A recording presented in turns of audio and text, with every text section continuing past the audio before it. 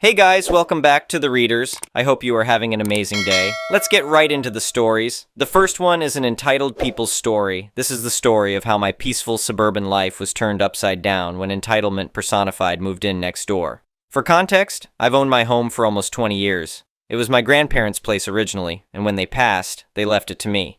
I'd spent summers here as a kid and always loved the property, especially the massive oak tree in the backyard that's probably over 100 years old. The house isn't fancy, but it sits on nearly an acre of land with a shared driveway entrance that splits into two separate drives about 10 feet from the street. I work as a county surveyor, which turned out to be incredibly useful for what was about to unfold. I know property lines, easements, and local ordinances like the back of my hand. I also have connections with most of the municipal offices in our area, which came in handy later. Everything was perfect until about 8 months ago when the house next door sold. The previous owners were an elderly couple who kept to themselves but were always pleasant. Their replacements couldn't have been more different. The first time I met my new neighbor, she seemed normal enough. She introduced herself as she was moving in, mentioned they were from out of state, and commented on how nice the neighborhood was. I offered to help if they needed anything, figuring it's always good to start on the right foot. Things changed within a week. It started small. Her kids using my yard as a shortcut to the park behind our properties, toys left on my lawn, that sort of thing. I didn't make a big deal of it initially. Then one Saturday morning, I noticed someone trimming branches from my oak tree. I went outside to find my new neighbor with a lopper, cutting away at branches that extended slightly over the invisible property line. "Morning," I said. "I see you're doing some trimming." "These branches are hanging over my property," she replied without even looking at me. "They drop leaves in my yard. That tree is over 100 years old, and technically, while you can trim branches that cross onto your property, you should really consult with me first. Some municipalities have ordinances about heritage trees." She finally turned to look at me, clearly annoyed. "Well, the previous owners told us this section was actually part of our property anyway, we're just maintaining what's ours." I tried to explain that wasn't accurate. I had the original survey and knew exactly where the property line was. She dismissed me with a wave. "My husband is an executive at a major company," she said. "We've owned properties in 3 states. I think we know how these things work." I decided to let it go for the moment, but made a mental note to keep an eye on the situation. Things escalated a few weeks later. I came home from work to find a small garden shed being installed, partially on my property. About a quarter of it clearly extended over the line. I approached the workers first, who directed me to my neighbor. "This shed is crossing the property line," I explained, trying to remain calm. "It needs to be moved about 4 feet that way to be fully on your property." "No, it doesn't," she insisted. "This is our land. The previous owners confirmed it when we bought the place." "The previous owners don't determine property lines," I explained. "Surveys and deeds do. I'm actually a surveyor by profession, and I can tell you with certainty that structure is partially on my property." "Well, I'm improving the look of the area," she snapped. "That corner of your yard was just weeds anyway. You should thank me instead of being so territorial." When I persisted, she threatened to report me to our homeowners association for various made-up violations. What she didn't know was that our neighborhood didn't have an HOA. It never had. I decided to document everything from that point forward. I took photos of the shed placement, the tree trimming, and started keeping a log of every interaction. The situation went from bad to worse when she began telling other neighbors I was difficult and unreasonable. A couple of them reached out to me, confused by her stories. I explained the situation, and most seemed to understand my side. About 2 months in, she began parking partially on my section of lawn near the shared driveway entrance, claiming it was her property and that she needed the space for guests. She also redirected some drainage from her gutters toward my property, which caused water to pool near my foundation after heavy rain. The breaking point came when I discovered she had removed a property marker at the back corner of our lots, a small metal stake in the ground that surveyors use to mark boundaries. Removing these is actually illegal in our state. When confronted, she claimed she had never seen any marker and accused me of trying to change the property lines to steal her land. "People like you don't deserve such a nice property anyway," she told me during that heated exchange. "We're the kind of people who should live here. We know how to maintain property values." That's when I decided enough was enough. I contacted my colleague at the county office and arranged for an official resurvey of both properties.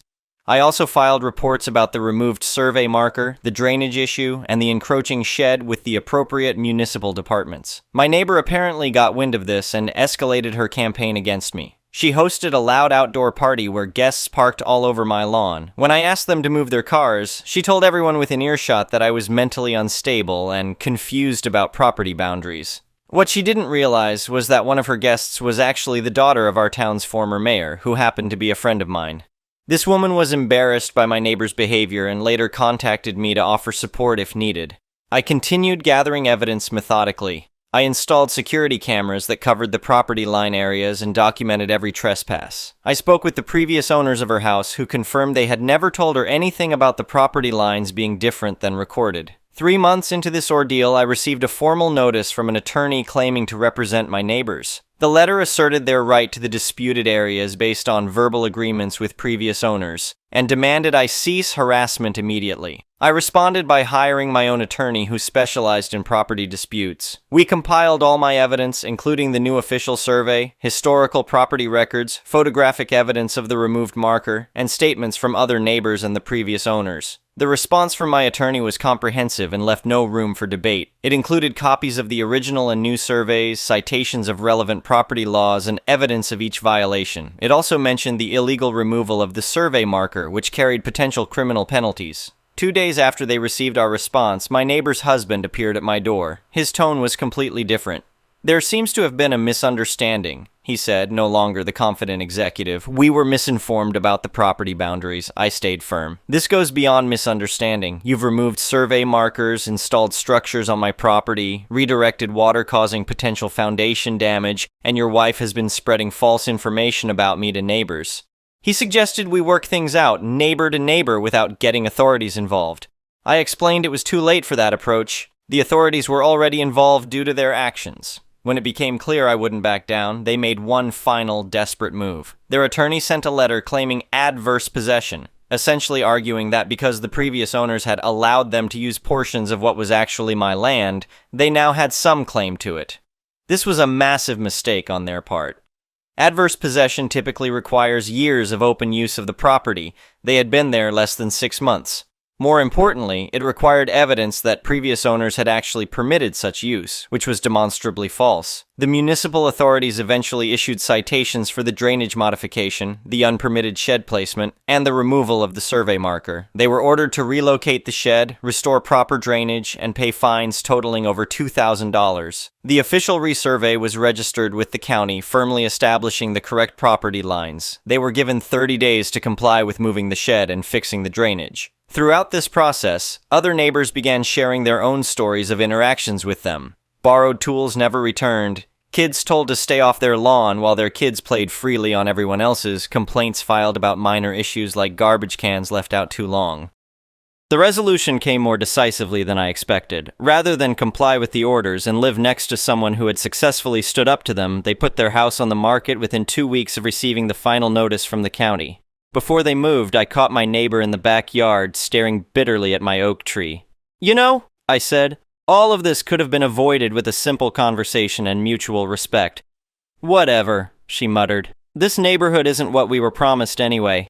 As they were loading the moving truck, her husband approached me and actually apologized, admitting his wife had issues with boundaries that had caused problems in previous neighborhoods too. He seemed genuinely embarrassed. After they left, I installed proper boundary fencing and additional security cameras. The neighbors who remained held an impromptu block party the weekend after the moving truck left, and several thanked me for standing my ground. The new family that moved in afterward could not be more different. They actually asked me where the property line was before planting new shrubs, and we've established a friendly, respectful relationship. Looking back, I learned that knowing your rights is essential, but documenting everything is equally important. Entitlement thrives when unchallenged, and sometimes being the reasonable one means not backing down when you're in the right. The property line wasn't just about land, it was about respect and boundaries in all senses of the word. In the end, I kept what was rightfully mine, and the neighborhood returned to the peaceful place it had always been. It turns out having the deed isn't just about owning land. It's about standing your ground when someone tries to take what isn't theirs. The next one is an entitled people's story. For some background, I'm a 36-year-old guy living in a decent suburban neighborhood with my dog Max. He's a gorgeous 3-year-old Siberian husky with striking blue eyes and an unusual coat pattern that makes him look almost like a wolf hybrid, though he's 100% husky. I've had Max since he was 8 weeks old, and he's basically my best friend after my wife passed away 2 years ago from cancer. Max was her dog too, and he's one of the most important connections I still have to her. About 6 months ago, a new couple moved into the house next door. let's call them influencer girl and boyfriend. They seemed nice enough at first, both in their late 20s, always well-dressed, and they mentioned they worked in social media when I first met them. Influencer girl would sometimes stop to pet Max when I was walking him and comment on how photogenic and unique-looking he was. In hindsight, I should have seen the red flags. The problems started small. I'd occasionally catch her taking pictures of Max through the fence when he was in the backyard. Sometimes I'd be walking him and she'd run out with her phone to get a quick shot of your gorgeous dog for my Instagram. It was a bit annoying, but seemed harmless, so I didn't make a big deal of it. Then one day I was scrolling through Instagram. I don't use it much, but my niece had tagged me in something, when I noticed a suggested account with Max's picture as the profile image. Curious, I clicked on it and discovered an entire account called Adventures_with_Kodiak with over 50,000 followers. Every single post was pictures and videos of my dog, but the account was claiming he was their dog named Kodiak. There were elaborate captions about their life with Kodiak and how they'd rescued him from a difficult situation. I was livid. Going through the posts, I could see that some were pictures taken through my fence, but others appeared to be taken in my yard or even inside my house. I immediately went next door to confront them. When I knocked, influencer girl answered, all smiles until she saw my face. "You need to take down that Instagram account right now," I said, barely containing my anger. "Those are pictures of my dog, and some of them look like you've been trespassing on my property to take them." Her smile faltered. "Oh, that's just for entertainment purposes. It's called content creation. Everyone embellishes a little online. I don't care what it's called. You're pretending my dog is yours. Take the account down." Boyfriend appeared behind her. "Hey man, calm down. It's just social media. It's not hurting anyone." "You're using my dog to get sponsorships and followers," I said, pointing to a post where they were promoting some fancy dog food with Max's image. "That's not okay." Influencer girl's demeanor completely changed. "Look, that account is gaining serious traction. We've already got sponsorship deals lined up. Do you have any idea how hard it is to build a following like that? We could cut you in for 10% if you let us use your dog occasionally for photos." I couldn't believe what I was hearing. "Absolutely not. Take the account down by tomorrow, or I'm reporting you to Instagram and the police for trespassing and fraud." They reluctantly agreed, and I went home thinking that was the end of it. I was wrong. The next day, I came home from work to find my backyard gate open and Max missing. I panicked and immediately ran next door. No answer. Their car was gone. I called the police to report my dog stolen, then started canvassing the neighborhood, showing Max's picture to everyone I encountered. A teenage girl who lived across the street came forward and said, "I saw your neighbors putting a husky in their car around noon. I thought it was weird because I know that's your dog, but they were acting like it was totally normal." The police took statements but said there wasn't much they could do immediately since it was just a dog, and the neighbors might claim it was all a misunderstanding. They advised me to wait and see if they returned. I was not about to just sit around. I posted about the theft on every social media platform and local community group. I called every animal shelter and vet clinic within 50 miles. Then I remembered the Instagram account and checked it again. Sure enough, there was a new post from just an hour ago. Influencer girl posing with Max in what looked like a hotel room, announcing that they had finally rescued Kodiak from his neglectful owner and were starting a new chapter together. The post was getting thousands of likes and sympathetic comments. I immediately took screenshots and sent them to the police officer handling my case. Then I noticed something in the background of the photo, a hotel notepad with the hotel's logo visible. It was a chain hotel, but it appeared to be one of their higher-end locations about 30 miles away. I called the police again with this information. They said they'd look into it, but it might take time to get a warrant. Time I wasn't willing to waste, so I drove to the hotel myself. At the front desk, I showed them Max's photo and explained the situation. The receptionist was sympathetic but couldn't give out room information. However, she did confirm that a couple matching their description had checked in with a dog. She agreed to call the room and say there was an emergency package delivery that needed a signature. When boyfriend came down to the lobby, the look on his face when he saw me was priceless. Before he could run, I loudly announced, "That's the man who stole my dog," making sure everyone in the lobby heard. The hotel security guard moved to block the exit. "Dude, this is a misunderstanding," boyfriend said, looking nervous. "We're just dog sitting." "Then you won't mind if the police sort this out," I replied as two officers entered the lobby. I'd called them on my way over with the new information. The officers escorted us up to the room, where we found influencer girl doing a photo shoot with Max, who was wearing some kind of designer dog outfit. The room was full of lighting equipment and expensive cameras. Max immediately ran to me, nearly knocking me over in excitement. "This man is harassing us," influencer girl shrieked to the officers. "This is our dog Kodiak. We've had him for years." "That's not true," I said calmly, pulling out my phone. "I have photos of Max from when he was a puppy, his AKC registration, microchip information, and vet records all in my name." I showed the officers everything, including the screenshots of their fake Instagram account. The officers checked Max's microchip with a scanner they'd brought, thank God I'd had him chipped, and confirmed he was registered to me. They handcuffed both influencer girl and boyfriend and informed them they were being arrested for theft and filing a false police report. Apparently they had reported me for harassment while I was searching for Max. As they were being led away, influencer girl was still arguing. "You don't understand. Do you know how many followers we have? This dog could make us rich. He's wasted on some boring average guy." I was just relieved to have Max back, but this wasn't the end of the story. Not by a long shot. After bringing Max home and making sure he was okay, thankfully he seemed unharmed and happy to be home, I decided to do some digging into my neighbors.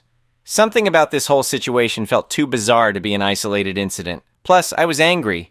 They hadn't just stolen my dog, they'd invaded my privacy and tried to profit off of Max and my grief. I started with simple Google searches of their names, but found very little. Then I tried searching their Instagram handles and other social media accounts. That's when things got interesting. I found several defunct accounts under slightly different names, all following the same pattern. Cute animal content that suddenly stopped after a few months. On a hunch, I checked local news reports in the cities tagged in these old accounts. In 3 different cities over the past 5 years, there were reports of pets being stolen, specifically photogenic, unusual-looking pets. None of the reports named my neighbors, but the timing and locations matched up perfectly with their social media activity. I compiled everything I found and sent it to the detective now handling their case. 2 days later, he called me. "You might have stumbled onto something bigger than you realize," he said. "We got a warrant to search their house and found evidence connecting them to at least 7 other pet thefts across 3 states. They've been doing this for years, stealing animals, using them to build social media followings, then selling sponsorships and merchandise." I was shocked. What happens now? They're facing multiple felony charges: interstate theft, fraud, criminal trespassing, filing false reports. And since they were transporting stolen animals across state lines and using them for commercial purposes, there might even be federal charges. After hanging up, I sat down on my couch with Max curled up beside me. I felt relieved that they were facing consequences, but still unsettled by the whole experience. That's when I got a call from a number I didn't recognize. "Is this the owner of the husky that was stolen?" a woman's voice asked. "Yes," I replied cautiously. "My name is Samantha. I'm a reporter with the local news. We're doing a story on what appears to be a serial pet theft ring that was just broken up. Would you be willing to talk to us about your experience?" I thought about it for a moment. If I went public with this story, maybe it would help other pet owners be more vigilant. Maybe someone who had lost a pet to these people would see it and get some closure. "Yes," I said. "I'll talk to you." The next day, a news crew came to my house. I told them everything: the fake Instagram account, the theft, how I tracked them down, and what the police had discovered. The reporter also interviewed the detective, who confirmed that this couple had been running this scam for years, stealing pets, creating social media personas for them, and using them to secure sponsorship deals and sell merchandise. The story aired that evening and immediately went viral. By the next morning, my phone was blowing up with calls from national news outlets wanting interviews. Max and I were suddenly minor celebrities. Several days later, I received a call from a woman in Oklahoma who was in tears. "I think those people stole my Scottish fold cat 3 years ago. I never knew what happened to her, but I recognized her in the photos on their old account. The police are looking into it now. Thank you for exposing them." Similar calls followed. A family in Colorado whose rare breed of parrot had disappeared. A college student whose uniquely colored Maine Coon had vanished from his apartment. All of them had stories that fit the pattern, and the police were now investigating these connections. As for influencer girl and boyfriend, they were denied bail due to being flight risks. Their case was making headlines nationwide, and more charges were being added as more victims came forward. Their fancy lawyer tried to argue that they were just overzealous animal lovers who got carried away with their social media aspirations, but no one was buying it. I was asked to testify at their preliminary hearing. Walking into the courtroom and seeing them in jumpsuits, looking far less glamorous than their Instagram personas, was surreal. They couldn't even look me in the eye as I described how they had not only stolen Max, but had been planning this for months, systematically invading my privacy and exploiting my dog for profit. The judge didn't seem impressed with their tearful apologies. He set their case for trial and maintained the high bail amount, ensuring they'd remain in custody until then. In an unexpected twist, several pet food and accessory companies that had been deceived by the couple reached out to me. They'd paid for sponsorships thinking Max or Kodiak belonged to these influencers, and now they wanted to make things right. One company even offered Max a legitimate modeling contract, with all proceeds going to an animal rescue organization of my choice.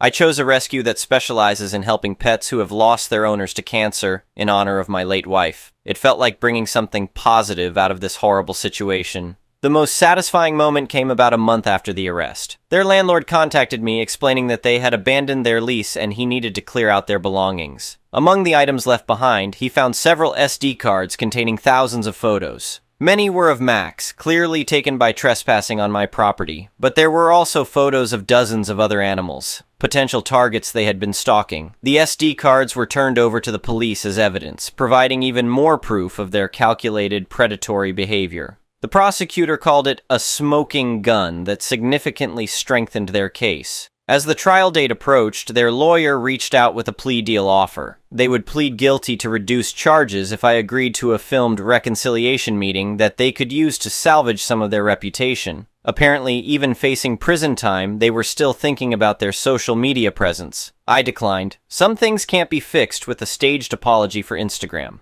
6 months after they stole Max, influencer girl and boyfriend stood in court and pleaded guilty to multiple felony counts. The judge sentenced them each to 3 years in prison, followed by 5 years of probation during which they were banned from owning pets or using social media for commercial purposes. As for Max and me, we're doing well. The whole ordeal brought us closer together, if that's even possible. I've installed better security around my house, including cameras and a more secure fence. The unexpected fame from the case has died down, which is fine by me. I'm a private person, and the irony of becoming temporarily famous for exposing social media frauds isn't lost on me. Sometimes I take Max to events at animal shelters to raise awareness about pet theft, which is apparently a growing problem in the age of social media. Several of the other victims I connected with through this case have become friends, and we've started an informal support network for people whose pets have been stolen. The neighbor's house sat empty for a few months before a nice family moved in, with a golden retriever that Max loves to play with through the fence. They asked for my permission before taking any pictures of our dogs together, which I deeply appreciated. I still miss my wife every day, and I think she would have been proud of how I fought for Max. He was her dog too, after all. Sometimes when he curls up next to me on the couch, in the spot where she used to sit, I can almost feel her there with us, relieved that her beloved dog is safe and where he belongs. If there's one thing I've learned from this whole experience, it's that the line between online personas and reality has become dangerously blurred for some people. Influencer girl and boyfriend were so obsessed with creating the perfect online life that they were willing to steal, lie, and hurt others to maintain that illusion. It's a sobering reminder of how social media can bring out the worst in people.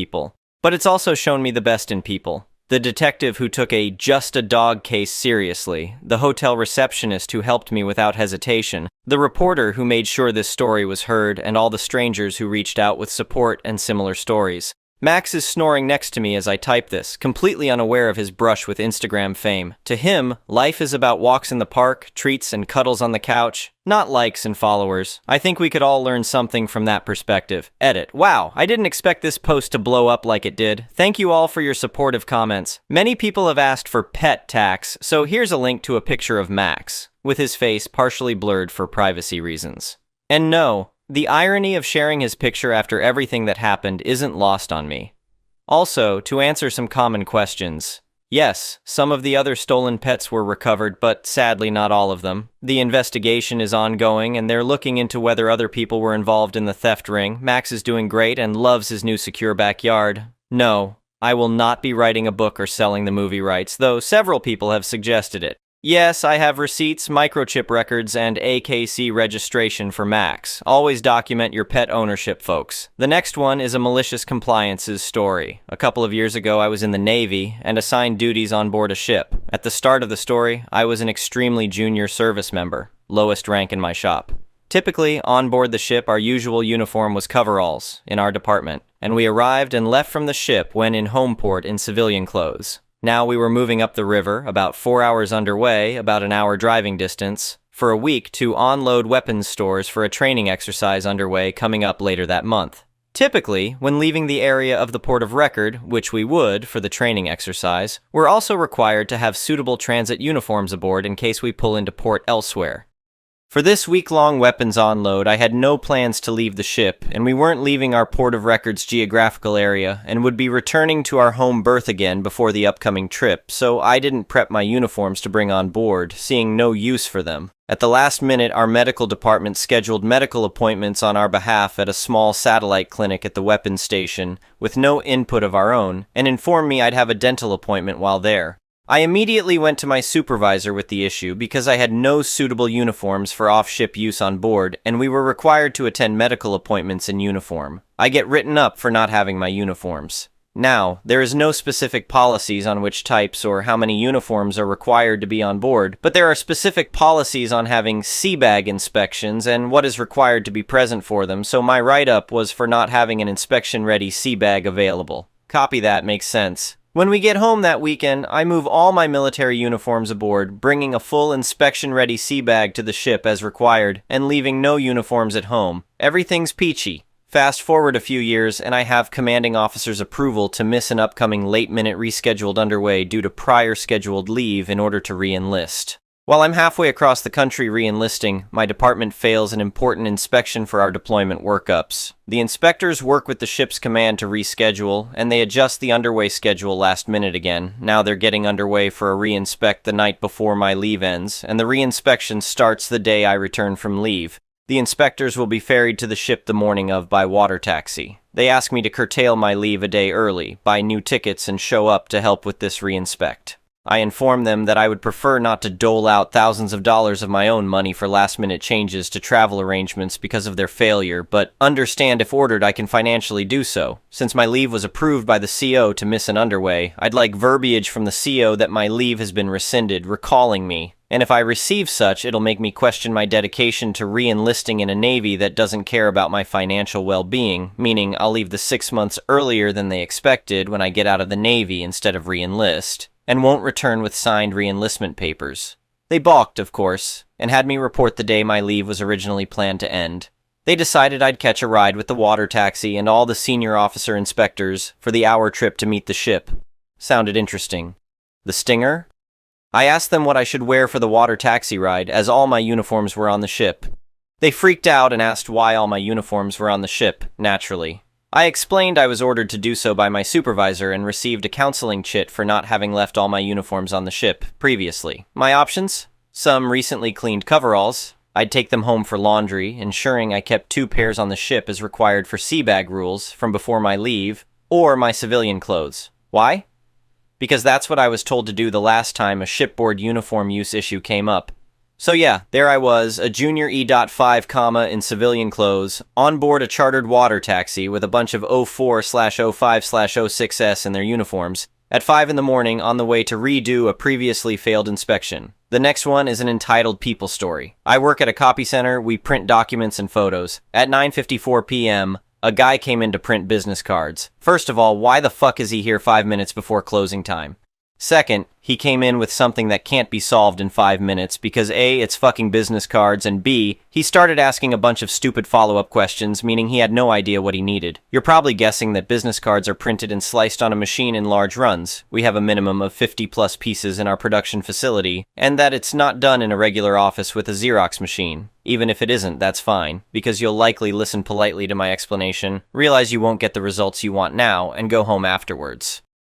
He didn't go home, but continued to ask if it was possible to print on a regular sheet of paper right now. I, knowing the tricks of Xerox, said that no, double-sided printing of business cards will not work. It prints with a shift of a few millimeters, and if you adjust the layout of business cards to this shift, you just be fucking tired of moving this shit by millimeter on the screen, but the result will not be achieved. And the color will definitely not be the same. He continued to insist that he needed these stupid business cards and asked how long it would take me to adjust this layout, to which he received a direct answer. None. I will not be doing it, especially now. But even after that, he did not calm down and asked to make him at least one-sided. To make him finally go away, I even printed him a couple of sheets of his business cards on plain paper. I'll clarify, I don't mind getting into a person's situation if they urgently need to do something, to help them even if my working hours are over. But this one came with a blissful smile and a pile of questions, not giving a fuck about the fact that it's not my working hours. What killed me was when he started asking irrelevant questions like, where do you go to college? Again, nothing wrong with small talk, but not at 10 p.m. I realized he's a total jerk, and at this pace, he's going to sit here until he's tongue-tied or ends up starting to hit on me. I asked him if he would take these papers, which he didn't like the color of course, and he said no. So I pointed him to the door with a straight hand and said goodbye. Thank you for watching. I would really appreciate it if you could like the video and subscribe to our channel if you haven't already. We'll see you again tomorrow.